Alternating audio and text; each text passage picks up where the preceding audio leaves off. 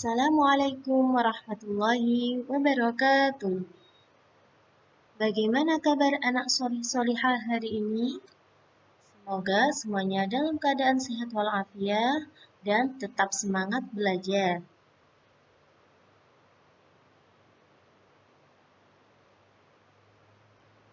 Hari ini kita akan mempelajari tema 4A, subtema 3, materi pemantulan bunyi. Setelah pembelajaran hari ini, diharapkan anak solih-solihah mengetahui sifat-sifat bunyi, mampu menjelaskan perbedaan bunyi yang dipantulkan, dan menyebutkan benda-benda yang dapat memantulkan atau meredam bunyi. Sebelum kita melanjutkan ke pembahasan, mari kita berdoa kepada Allah. Mudah-mudahan kita diberi ilmu yang bermanfaat. Kita mulai pembelajaran hari ini dengan membaca basmalah. Bismillahirrahmanirrahim. Mari kita bahas sifat-sifat bunyi. Sifat-sifat bunyi ada 3, yaitu merambat, memantulkan, dan menyerap. Sifat merambat pada bunyi sudah kita pelajari pada video sebelumnya. Mari kita review sedikit ya. Bunyi dapat merambat melalui benda padat, benda cair, serta benda gas. Untuk sifat memantulkan dan menyerap akan kita bahas pada video ini.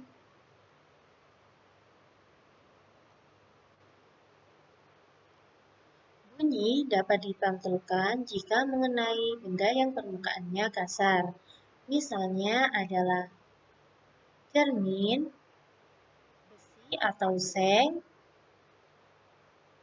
dinding batu atau dinding semen, dan juga dapat dipantulkan oleh benda-benda yang permukaannya kasar lainnya. Bunyi juga dapat diserap jika mengenai benda yang permukaannya lunak, misalnya gabus, kain wol, karpet, atau karet. Juga dapat diserap oleh benda-benda yang permukaan lunak lainnya. Pemantulan bunyi dapat dimanfaatkan oleh hewan.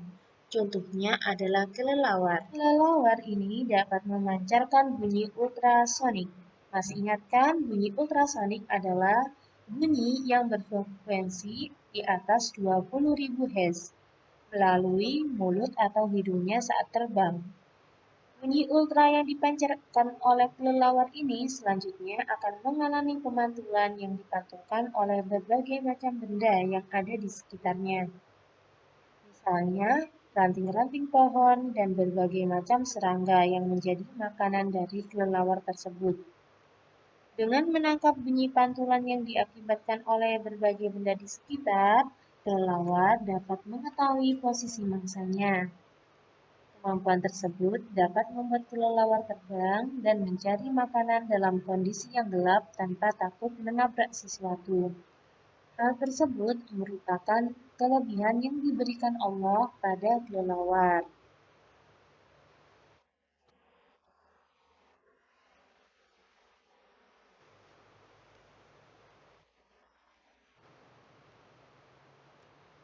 Jenis-jenis bunyi pantul. Bunyi pantul ada 3. Yang pertama adalah bunyi pantul yang memperkuat bunyi asli, gaung atau kerdam, dan gema. Bunyi pantul yang memperkuat bunyi asli terjadi jika jarak antar sumber bunyi dan bidang pantul sangat dekat. Bunyi pantul akan terdengar hampir bersamaan dengan bunyi asli, sehingga bunyi asli menjadi lebih keras. Contohnya adalah bunyi air di kamar mandi. Ukuran kamar mandi biasanya tidak terlalu besar, maka sumber bunyi akan dekat dengan bidang pemantulnya, yaitu dinding-dinding kamar mandi. Maka bunyi air yang ada di kamar mandi terdengar lebih keras. Contoh selanjutnya adalah bunyi kereta di dalam terowongan. Gaung atau kerdam. Gaung atau kerdam terjadi jika jarak antara sumber bunyi dan bidang pemantul cukup dekat. Sebagian bunyi pemantul terdengar bersamaan dengan bunyi asli, sehingga mengganggu bunyi asli. Biasanya gaung atau kerdam terjadi pada gedung pertunjukan. Gedung pertunjukan biasanya ukurannya cukup besar, tapi tidak terlalu besar, sehingga sumber bunyi dan pemantul cukup dekat. Selain gedung pertunjukan, ada juga gedung pertemuan dan stadion televisi. Gaung dan kerdam cukup mengganggu karena bersama dengan bunyi asli. Maka biasanya pada gedung-gedung tersebut dipasang dengan benda yang dapat meredam suara, seperti karpet, gabus, atau styrofoam.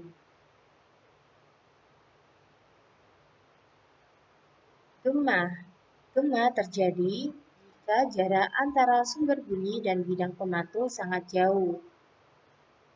Bunyi pantul akan terdengar setelah bunyi asli. Bunyi pantul akan terdengar jelas seperti bunyi asli. Pada peristiwa gema, selisih waktu antara bunyi asli dan bunyi pantul adalah waktu yang diperlukan untuk menempuh jarak bolak-balik dari sumber bunyi menuju ke pendengar. Gema biasanya terjadi ketika kita berteriak atau mengucapkan sesuatu di lereng gunung atau jurang.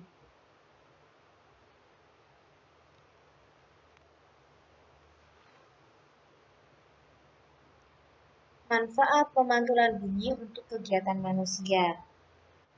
Pemantulan bunyi dapat dimanfaatkan untuk kegiatan manusia, antara lain yang pertama adalah mendeteksi cacat atau retak pada logam. Yang kedua, mengukur ketebalan plat pada logam. Mengukur kedalaman laut, mengetahui kedudukan kapal selam dengan mengirim gelombang ultrasonik dari kapal pemburu ke bawah laut.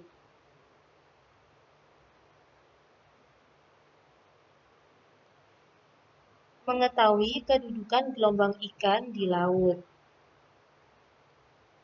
Demikian, jazakumullah khairan sudah melihat video ini. Semoga ilmu kalian bermanfaat. Wassalamualaikum warahmatullahi wabarakatuh.